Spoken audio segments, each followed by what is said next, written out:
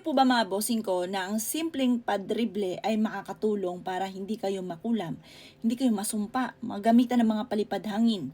Kailangan nyo lamang mga bossing ko ng siyam na padrible. At dito mga bossing ko ipasok nyo ang siyam na padrible.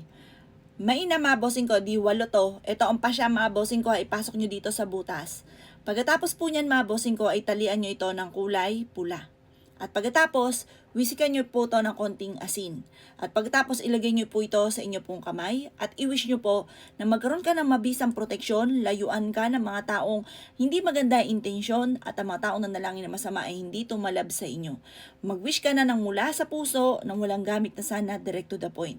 Pwede rin naman po mga bossing ko kung meron kang doormat, ilagay nyo ito sa ilalim ng inyong doormat, sa ilalim ng driver seat ninyo kung kayo nagdadrive, or kaya po mga bossing ko sa sopa, pwede rin ito sa ilalim ng unan, or ilalim ng higaan sa mismo sa inyong higaan mga bossing, di ba? Meron po kayong bedsheet doon, ipadribble nyo po siya.